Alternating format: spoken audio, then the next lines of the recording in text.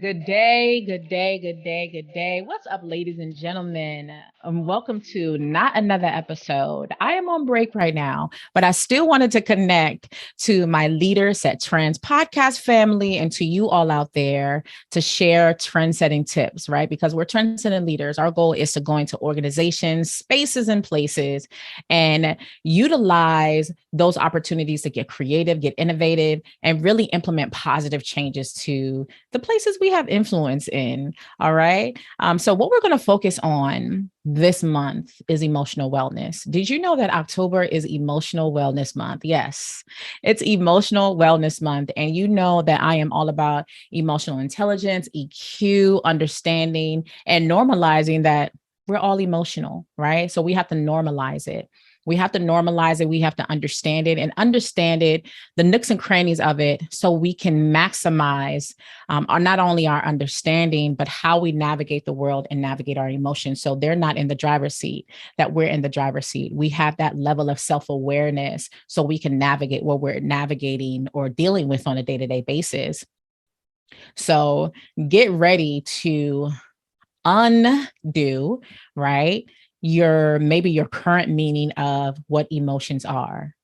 Just hearing that, what comes to mind? Just hearing that, how do you feel? Just hearing that, what type of stories or what type of things roll through your mind? Because maybe you have some stories, maybe you have an experience where someone called you emotional, or maybe you heard about emotions in a way in the home that was very strong, but maybe in the negative sense, right? So the goal is for us to understand what emotions truly are and how having a high EQ can benefit us as leaders, team members, and those who are navigating this world on a day to day. And one thing I want to highlight is the unfortunate passing of the CFO of Bed Bath and Beyond, Gustavo Arnal.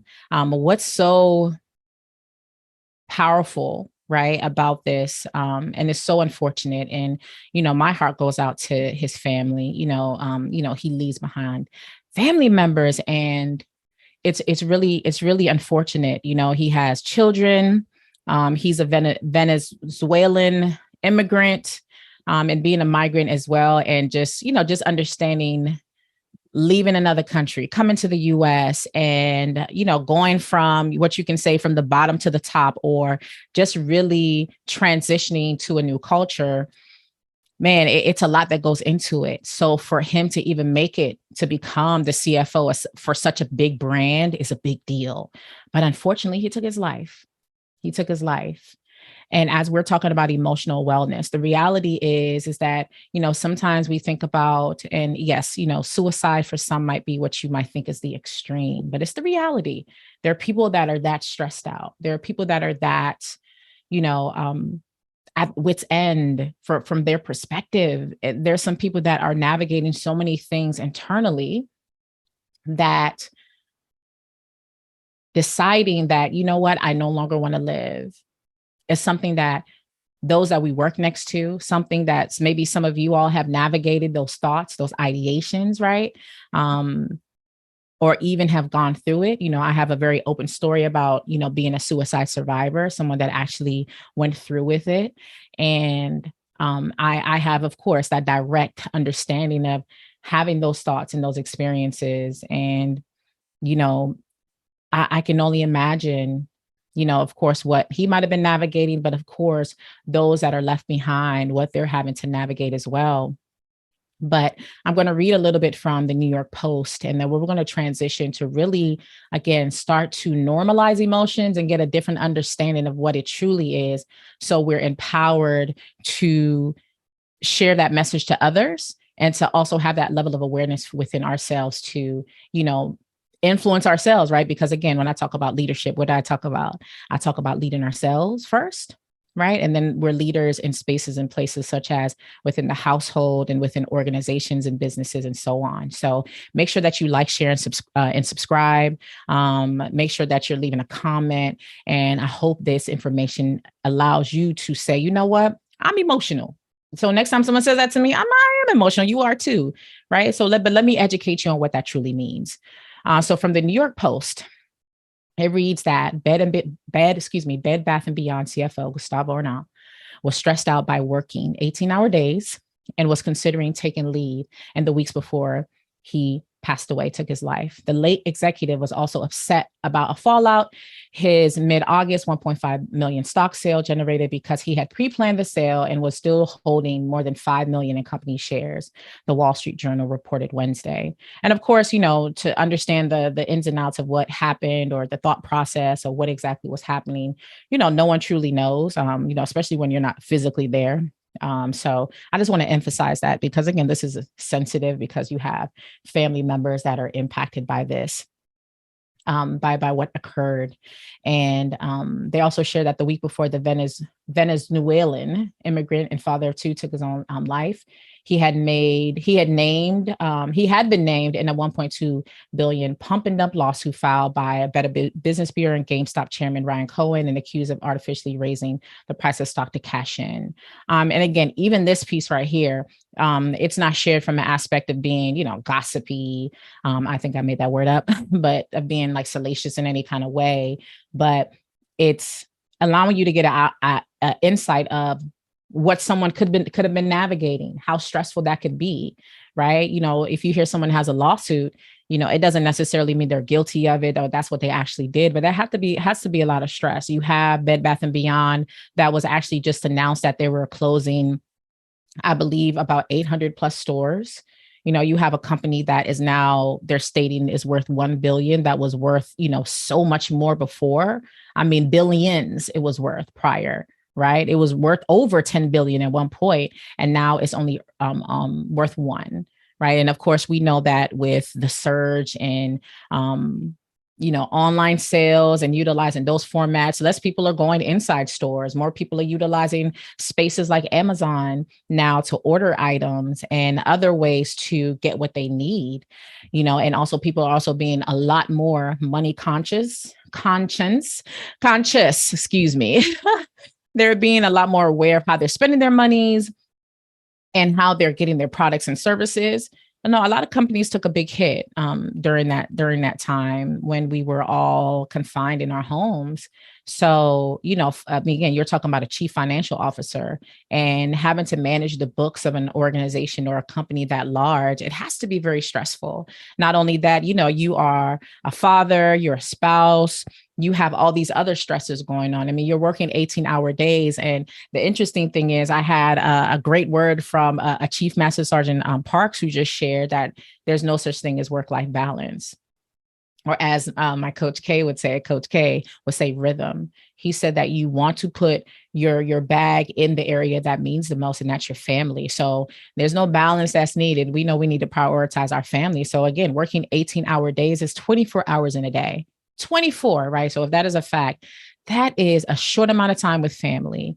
That's not quality time that, we could invest in our families. And again, no judgment to him, because we're all navigating leadership. We're all navigating these roles and these different things we are trying to identify. How do I show up here and here? Or I know that I need to do this during this time of crisis. And you might end up focusing so much on that another area might not get as much focus. So, it's hard to identify how everyone handles these things differently. But the reason why I wanted to highlight this story, A, it's current, and B, this is the true reality of what's happening to people personally and professionally. It doesn't stop just at, something happened personally to someone, but it is the job stressors, right? I know there are a lot of CEOs, there are a lot of business owners, there are a lot of individuals who have that day-to-day grind, and how a workplace can create a level of stress for someone to the point where they don't want to live anymore. And again, you don't know what was happening personally or the thought process of what specifically was affecting the person, because they're not here to say specifically what that is. And a lot of it might be speculation or fact, who knows? But it is for all of us to recognize the realities of the level of stress people are navigating on a day-to-day basis, how we need to have empathy and understanding, even if we might have never walked in the shoes of having suicidal ideations or actually following through with it, or planning it out or whatever it is. It's important for us to recognize that this happens and this can happen to that team member, that colleague, that person next to you. So this being Emotional Wellness Month, along with, other great causes that are being highlighted, I want us to normalize emotions because, again, emotions drive our behaviors. And if you think that doesn't make sense, we're going to talk about it a little bit more. So remember, again, not only like and share this information, or not only like and subscribe to a podcast, but you want to also share it because there might be someone else that can benefit. Wait a second, just had to take a quick pause because I wanted to check in with you.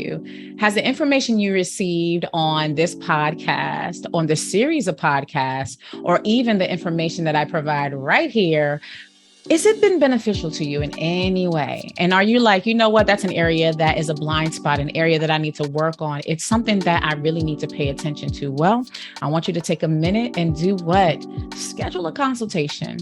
Let's get you to that next level, because as leaders, the more growth and development that we invest within ourselves, it reaps benefits within our teams, within our organization, and ultimately is going to support that big mission that we have. Because remember, like I always say, individuals don't typically quit the organization, they typically quit the leader, they typically quit the culture. And if we want to be change makers, we want to be leaders who set trends, we have to grow and develop. So make sure you connect with me. You can email me at info@aishathomas.org, or you can go to my website, aishathomas.org, aishathomas.org, and schedule a consultation so we can get you to the level where people want to be connected to you versus move away. So go do it now. Don't wait any longer. Schedule that consultation now. Talk to you soon. I can benefit from this information as well. So let's get into it just a little bit further, right? So when we're talking about emotional wellness, right? We're talking about emotional wellness, what it is. I want you to recognize that it's important that we normalize being emotional. Again, normalize it. And because it truly does drive our personal and professional behaviors. It does. Right. And we'll break that down. So I really want you to tap into these trend-setting nuggets so we can explore this a little bit further and have an understanding of what's going on in the world. So, but first I want to highlight an emotion of the day, right? Because there's so many emotions on the emotional wheel that I want you to have an understanding of what are the different emotions? What do they mean?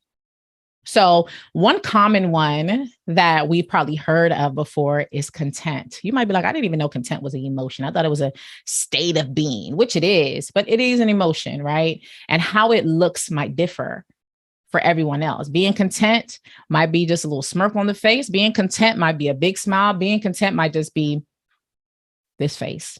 But for you, you might read it as something completely different. But we cannot truly say what state someone is in unless we actually ask the question. And hopefully that person is honest and they can share, oh, I'm just content, I'm good, right? And we also need to remove this idea that an emotion should look one way because it looks different from everyone else. But I'm not going to give you too much. We're going to walk along this journey to understand emotions a little bit more. So what is content? Content is a state of being in a state of peaceful happiness. So it's in that range of being happy, right? So sometimes we'll be like, you're so happy, but the person could be content and it's within that scope, but it is a state of peaceful happiness, like a little hum, right? I think I see hum, right? You might be like, what is hum? But to me, that's what comes to mind. Like, just content, I'm good, right? And it might not have a smile on the face, but it might just be, I'm good, I'm happy, right? But it's a state of satisfaction, something contained. So I also wanted to include some synonyms to expand the understanding of what content is: comfortable, contented, right? Fulfilled, gratified, happy, pleased, satisfied, willing, appeased, gratified. So there's so much more layers to what we think and see content is. And we have to realize sometimes we have a in the box perspective on what certain terms look like, what they smell like, taste like, look like, where we need to understand what it truly means and expand the realities that how we show up content might look different, or how we show up happy might look different. So like read into content, or the next time you describe someone or someone even provides you what state they're in emotionally, Look that up and really look at what it's defined as, and even expand yourself to the synonyms and even the antonyms, right? The opposite word to what that might look like. All right. So content is the emotion of the day. So let's continue, right? I love this. I always highlight these in my trainings about we are not thinking machines that feel. We're feeling machines that think. Again, we are not thinking machines that feel, right? We're not just thinkers and the feeling comes later, but we are feeling machines that think. Remember, when we are born, when we are created into this beautiful world, the amygdala, the emotional center, is the most dominant space that is there, right? And then over time, by our late 20s, are again critical thinking skills, right? That prefrontal cortex is now fully developed. And now we have that thinking aspect really down packed, unless, again, depending on any developmental issues, trauma, and things of that sort. But the thinking and mastering that comes over time through experience in life, teaching and development, where feeling is how we are truly created. We're already emotional beings when we are born. So our children are making emotional decisions first. Why? Because they are emotion. They are emotion based. And then over time, we teach them critical thinking skills, or they determine, right? And their experiences will teach them this is a thinking aspect. So we are feeling machines that think. Remember that. All right. Good, right? So now, even if we expand emotions, what is that defined? It's a complex psychological state that involves three distinct components. And we're going to go through each one as we go, because I want to walk you all through it. But there are three phases to an emotion. There's a subjective experience, right? A physiological response, and then a behavioral or expressive response, right? So imagine these three tiers as you have the experience that's occurring. Whatever it is that's happening. I'm at work, I'm driving in the car, I'm having an argument, or I'm just chilling with the friends, whatever it is, I'm doing some work. You have that experience that's occurring. Then after that, and then that experience might trigger a certain emotion.